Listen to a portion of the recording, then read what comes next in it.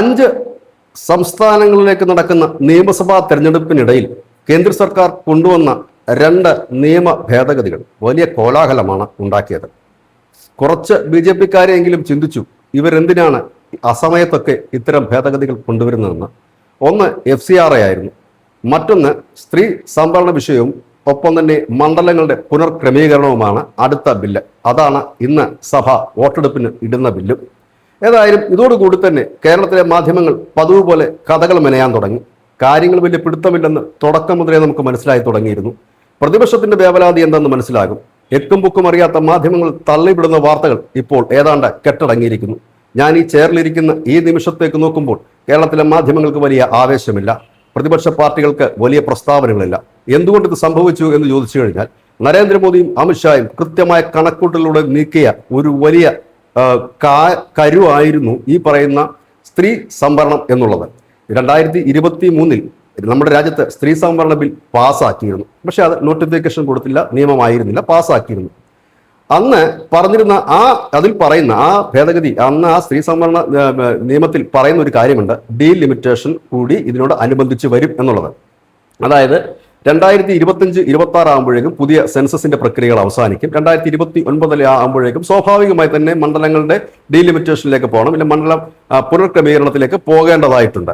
പക്ഷേ ഇവിടെ സംഭവിച്ചത് എന്തെന്ന് ചോദിച്ചു കഴിഞ്ഞാൽ, സെൻസസിന്റെ നടപടികൾ എങ്ങും എത്തിയില്ല. 2027 അവസാനത്തോടു കൂടി മാത്രമേ അത് പൂർത്തിയാവുകയുള്ളൂ. അങ്ങനെയെങ്കിൽ 2029 ഈ മണ്ഡല പുനർക്രമീകരണം നടക്കാനുള്ള സാധ്യതകളൊന്നുമില്ല, 2034 പോകും. അതുവരെ ഇത് തള്ളിക്കൊണ്ട് പോവുക എന്നുള്ളതാണ് പ്രതിപക്ഷത്തിന്റെ ആവശ്യം. എന്തുകൊണ്ടാണ് ഈ മണ്ഡല പുനർക്രമീകരണത്തെ ഇവര് ഇല്ലാ കഥകൾ പറയുന്നത്? BJP എക്കാലവും ഭരിക്കും എന്നൊക്കെ പറയുന്നതിന്റെ ഒരു യാഥാർത്ഥ്യം എന്തായെന്ന് കൂടി പ്രേക്ഷകർ മനസ്സിലാക്കേണ്ടതായിട്ടുണ്ട്. ഇവിടെ പ്രശ്നം സ്ത്രീകളാണ്, അതല്ലാതെ സീറ്റല്ല. കഥയിലേക്ക് വരാം. ഇപ്പോൾ ഇന്നലെ രാത്രി തിരക്കിട്ട് നരേന്ദ്രമോദി സർക്കാർ ഒരു കാര്യം ചെയ്തിരുന്നു. അത് മറ്റൊന്നുമല്ല, 2023 പാസ്സാക്കിയ സ്ത്രീ സംവരണ നിയമം അത് ഇന്നലെ നോട്ടിഫൈ ചെയ്തു. അതായത് നോട്ടിഫിക്കേഷൻ വരുത്തി കഴിഞ്ഞാൽ ഈ നിയമത്തിൽ എന്ത് ഭേദഗതി വേണമെങ്കിൽ വരുത്താം. അതിന് 3/2 ഭൂരിപക്ഷം ആവശ്യമില്ല. അതായത് പറഞ്ഞു വരുന്നത്, നമുക്ക് ഇപ്പോൾ നിലവിലുള്ള നമ്മുടെ സീറ്റിന്റെ എണ്ണം 543 ആണ്. ഈ 543 ലോക്സഭാ സീറ്റിൽ 33 സംവരണം കൊടുക്കാനാണ് തീരുമാനമെങ്കിൽ അത് കൊടുക്കും. കാരണം ഈ 3/2 ഭൂരിപക്ഷം ഉണ്ടെങ്കിൽ ആ ഒരു ഭേദഗതി പാസ്സായി. അങ്ങനെയാണെങ്കിൽ വെട്ടിലാകുന്നത് നമ്മുടെ രാജ്യത്തെ പ്രതിപക്ഷ പാർട്ടികളായിരിക്കും. കാരണം 543 സീറ്റുകളിൽ നിലവിൽ 50% സംവരണം കൊടുത്തു കഴിഞ്ഞാൽ എത്ര സീറ്റ് ഉണ്ടാകുമെന്നുള്ളത് കണക്കുകൂട്ടി നോക്കാനുള്ളതേ ഉള്ളൂ. ഏതാണ്ട് 190 സീറ്റുകൾ അത്തരത്തിൽ തന്നെ പോയി കിട്ടും. ബാക്കിയുള്ളതിൽ മാത്രമാണ് അഖിലേഷ് യാദവും സ്റ്റാലിനും ഒപ്പം തന്നെ പുരുഷ കേസരികൾക്ക് മത്സരിക്കാൻ കിട്ടും. സീറ്റ് കിട്ടാത്തതിന്റെ പേരിൽ ഇപ്പോഴും തെരുവിൽ തെല്ലുന്ന പ്രതിപക്ഷ പാർട്ടി അംഗങ്ങൾക്ക് ഇത് എങ്ങനെ സഹിക്കാൻ കഴിയും? അപ്പോൾ ഒരു പോംവഴി എന്താണ്? സീറ്റ് വർദ്ധിപ്പിക്കുക. സീറ്റ് വർദ്ധിപ്പിക്കുമ്പോൾ ഈ സ്ത്രീ സംവരണം കൃത്യമായി കൊടുക്കുവാനും കഴിയും. ഈ പുരുഷ കേസരികളുടെ സീറ്റ് നഷ്ടപ്പെടുന്നില്ല എന്ന് മാത്രമല്ല, കൂടുകയും ചെയ്യും. ഇതിനിടയിൽ മൗദൂദി ചാനലും മറ്റും പറഞ്ഞു പരത്തുന്ന ഒന്നുണ്ട്, ഉത്തരേന്ത്യയിലൊക്കെ വല്ലാതെ സീറ്റ് കൂടുമ്പോൾ ദക്ഷിണേന്ത്യ വീർപ്പ് മുട്ടുമെന്ന്. എന്നാൽ ഇപ്പോഴത്തെ ദക്ഷിണേന്ത്യയുടെ സ്ഥിതി പാർലമെന്റിൽ എന്താണ് എന്ന് കൂടി നമുക്ക് ഒന്ന് പരിശോധിക്കാം. കർണാടക നിലവിൽ 28 MP-മാരുണ്ട്. അവരുടെ പ്രാതിനിധ്യം, അതായത് ഇപ്പോഴത്തെ ലോക്സഭയിൽ അവരുടെ പ്രാതിനിധ്യം 5.15% ബില്ല് വന്നാൽ അവർക്ക് 42 MP-മാരെ ലഭിക്കും. അപ്പോഴും അവരുടെ പ്രാതിനിധ്യം 5.15 തന്നെ ആകുന്നുള്ളൂ. സീറ്റ് കൂടുന്നുണ്ട്, പ്രാതിനിധ്യം അത് തന്നെയാണ് ആകുന്നത്. അപ്പോൾ രണ്ടാമത് ആന്ധ്രാപ്രദേശിലേക്ക് നോക്കാം. 25 സീറ്റാണ് നിലവിലുള്ളത്, അത് 38 മാറും. നിലവിൽ അവർക്ക് 4.6% പ്രാതിനിധ്യമാണുള്ളത്.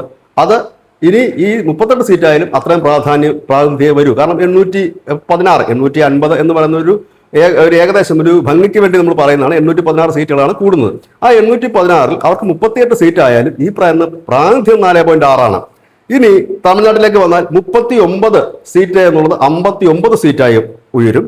ഇപ്പോൾ നിലവിൽ അവർക്ക് ഇന്ത്യൻ പാർലമെന്റിലുള്ള പ്രാതിനിധ്യം 7.18 അതൊരല്പം ഉയരും, 7.23 ആകും. എന്നതിൽ കവിഞ്ഞ് അപ്പുറത്തേക്ക് ഒന്നുമില്ല. ഇത് തന്നെ, അതായത് ഒരു സംസ്ഥാനത്തിന്റെ പ്രാതിനിധ്യം കുറയുന്നില്ല, സീറ്റിന്റെ എണ്ണമാണ് കൂടുന്നത്. കൃത്യമായി പറഞ്ഞാൽ നമ്മുടെ ദക്ഷിണേന്ത്യയിലാകെ ഈ 5 സംസ്ഥാനങ്ങൾ, കേരളം, തമിഴ്നാട്, കർണാടക, തെലങ്കാന, ആന്ധ്രാപ്രദേശ് ഉൾപ്പെടെയുള്ള ഈ 5 സംസ്ഥാനങ്ങളുടെ പാർലമെന്റ് സീറ്റുകളുടെ എണ്ണം 129 അത് 195 ഉയരുകയാണ് ചെയ്യുന്നത്. കേരളത്തിലടക്കം 30 സീറ്റിലേക്ക് അത് ഉയരും. അതായത് പ്രാതിനിധ്യം കുറയുമെന്നാണ് ഇവർ പറയുന്നത്. അത് കണക്ക് വെച്ച് നോക്കുമ്പോൾ തെറ്റാണ്. നിലവിലുള്ള പ്രാതിനിധ്യം തന്നെ സീറ്റ് കൂടിയാലും ലഭിക്കുകയുള്ളൂ എന്നുള്ളതാണ്. കാരണം സീറ്റിന്റെ എണ്ണം കൂടുന്നത് ഏതെങ്കിലും ഒരു സ്ഥലത്തല്ല കൂടുന്നത്, ആനുപാതികമായിട്ടാണ് ഇത് കൂടുന്നത്. ഏതായാലും ഇവരുടെ വിഷമവും ബുദ്ധിമുട്ടും ഒന്നും സീറ്റിന്റെ എണ്ണം കൂടുതലല്ല, അത് വെറുതെ പറയുന്നതാണ്.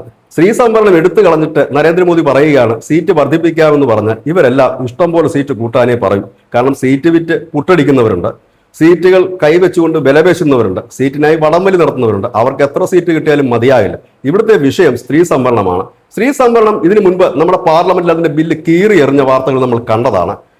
അതുപോലെ തന്നെ ഈ സ്ത്രീ സംവരണത്തെക്കുറിച്ച് വാദോരാതെ സംസാരിക്കും, പക്ഷേ കാര്യത്തോടടുക്കുമ്പോൾ ഇവരാരും ഇതിനകത്ത് ഒരു ഇൻവോൾവ്മെന്റ് ഉണ്ടായില്ല. നമ്മൾ പലവട്ടം കണ്ടതാണ്. 2023 ഇത് പാസ്സാക്കിയപ്പോൾ തന്നെ പറഞ്ഞിരുന്ന കാര്യം 2026 ആകുമ്പോഴേക്കും ഇതേ കണക്കിലാണ് ഇവരെ എന്തുകൊണ്ടാണ് ഈ 2021 സ്ത്രീ സംവരണ ബില്ല് പാസ്സാക്കാൻ ഈ പ്രതിപക്ഷ പാർട്ടികൾ സഹായിച്ചത് ഇല്ലെങ്കിൽ സഹകരിച്ചത് എന്തുകൊണ്ടാണെന്ന് വെച്ചാൽ, അന്ന് മോദി അമിത്ഷാ സഖ്യം പറഞ്ഞത് സീറ്റുകളുടെ എണ്ണം കൂടുമ്പോൾ സ്വാഭാവികമായി നിങ്ങളുടെ സീറ്റ് അതേപോലെ തന്നെ നിലനിൽക്കും എന്നാണ്. ഒരു ഉദാഹരണം പറഞ്ഞ 100 സീറ്റ് നിലവിലുണ്ട്. ആ 100 സീറ്റിൽ 33% സംവരണം വന്നാൽ സ്വാഭാവികമായി 33 സീറ്റ് പോകും. ബാക്കി സീറ്റിൽ മാത്രമേ ജനറൽ ആയിട്ട് മത്സരിക്കാൻ കഴിയൂ. പക്ഷേ ഈ സീറ്റ് 100 എന്നുള്ളത് 150 ആക്കി കഴിഞ്ഞാൽ 100 സീറ്റ് ജനറൽ സീറ്റാണ്. അത് പുരുഷന്മാർക്ക് മത്സരിക്കാം, ഇഷ്ടമുള്ളവർക്ക് മത്സരിക്കാം. അപ്പോൾ 100 സീറ്റും നിങ്ങൾക്ക് ലഭിക്കും എന്ന് പറഞ്ഞ് അന്ന് അത് എഗ്രിമെന്റ് ആയതുകൊണ്ടാണ് അന്നത് പാസ്സായി പോയത്.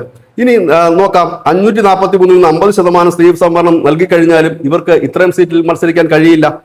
അതായത് 180ഓളം സീറ്റുകൾ സ്ത്രീകൾക്കായി വിട്ടുകൊടുക്കേണ്ടി വരും. 363 സീറ്റിൽ മാത്രമേ ഈ നേതാക്കൾക്കും നേതാക്കളുടെ അണികൾക്കും മത്സരിക്കാൻ കഴിയുള്ളൂ. അത് അവരെ സംബന്ധിച്ച് ആത്മഹത്യാപരമാണ്.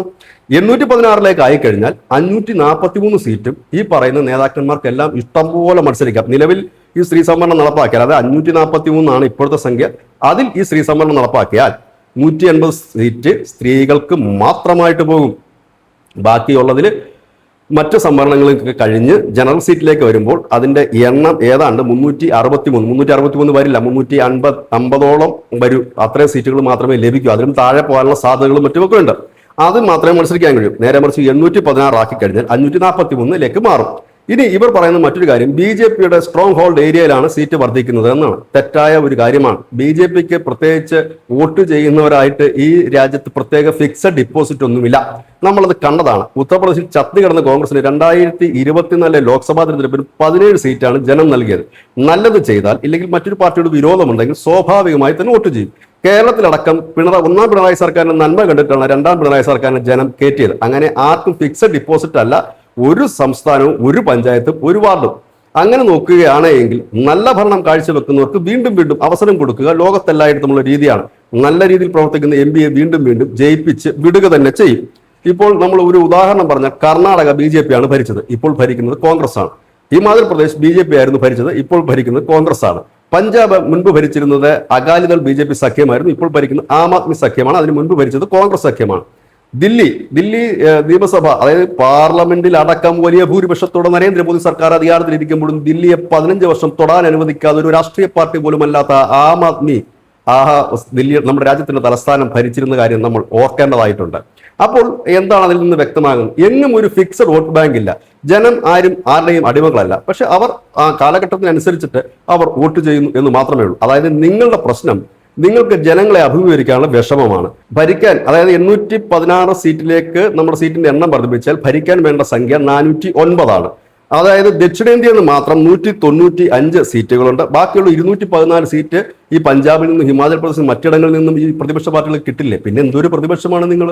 അതായത് ശക്തയായ മമതയുണ്ട് വെസ്റ്റ് ബംഗാളിൽ. ഇപ്പോഴും വെസ്റ്റ് ബംഗാൾ BJP MP-മാരുടെ എണ്ണം നോക്കുമ്പോൾ വളരെ താഴെയാണ് മമതയെക്കാളും. DMK സർക്കാരിനേക്കാൾ താഴെയാണ്. കേരളത്തിൽ ഒരു MP മാത്രമേ ഉള്ളൂ. അങ്ങനെയുള്ള സംസ്ഥാനങ്ങളെല്ലാം നോക്കുമ്പോഴുമുണ്ട്. അതായത് എത്തരത്തിൽ നിങ്ങൾ കള്ളം പറഞ്ഞാലും അതൊന്നും ഈ നിങ്ങൾ പറയുന്ന കാര്യങ്ങൾ ഒരു ലോജിക് ഇല്ല എന്നുള്ളതാണ് യാഥാർത്ഥ്യം. ലോജിക് ഇല്ലാത്ത കള്ളങ്ങളാണ് കഴിഞ്ഞ ദിവസങ്ങളെല്ലാം പൊളിഞ്ഞടങ്ങിയത്. ഇത് അവരുണ്ടല്ലോ, മോദിയും ഷായും ഒക്കെ ഇന്നലെ രാത്രി തിടുക്കപ്പെട്ട് 2023 സ്ത്രീ സംവരണ നിയമം പാസ്സാക്കിയത് വെറുതെയല്ല. അതിൽ അവരൊരു ഭേദഗതി വരുത്തിയാൽ ഇപ്പം മത്സരിക്കുന്നവർക്ക് പോലും സീറ്റില്ലാത്ത അവസ്ഥ വരും. BJP സംബന്ധിച്ച് അവർക്കൊരു വിഷയമല്ല. അവർ കഴിഞ്ഞ കുറെ കാലമായി വനിതാ നേതാക്കളെ അനവധി ഉയർത്തിക്കൊണ്ട് വന്നിട്ടുണ്ട്. പക്ഷെ നിങ്ങളുടെ കാര്യം അങ്ങനെയല്ല. അപ്പന്മാർ തൊട്ട് പെർമനന്റ് ആക്കി വെച്ചിരിക്കുന്ന അനവധി സീറ്റുകൾ പലയിടത്തുമുണ്ട് ഈ രാജ്യത്ത്.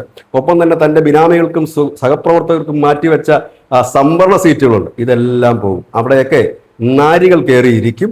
അവർ ഈ രാജ്യം ഭരിക്കും. അതിനേക്കാൾ നല്ലത് സീറ്റിന്റെ എണ്ണം വർദ്ധിപ്പിച്ച് അവർക്കും അവരുടേതായ ഒരു ഇടം കൊടുക്കുക. അവർക്ക് പറഞ്ഞിട്ടുള്ള ആ ഒരു ശതമാനം കണക്കിൽ അവർക്ക് സീറ്റ് കൊടുക്കുക. ബാക്കിയുള്ള സീറ്റും അതിൽ കുറച്ചുകൂടെ കൂടുതൽ കിട്ടും. പുരുഷന്മാർക്കെല്ലാം കയറിയിരുന്ന് ഭരിക്കുകയും ചെയ്യാം. നല്ല രീതിയിൽ പ്രവർത്തിച്ച ജനം കയറ്റുക തന്നെ ചെയ്യും. അതല്ലാതെ ഞഞ്ഞാ പിഞ്ഞാ പറഞ്ഞിരുന്നു കഴിഞ്ഞാൽ ഒരിക്കലും നിങ്ങൾക്ക് ഭരണം ലഭിക്കുകയുമില്ല. ഇത് തന്നെയാണ് ന്യൂസിനെ വളർത്തുന്ന പോയിന്റ്. നന്ദി, നമസ്കാരം.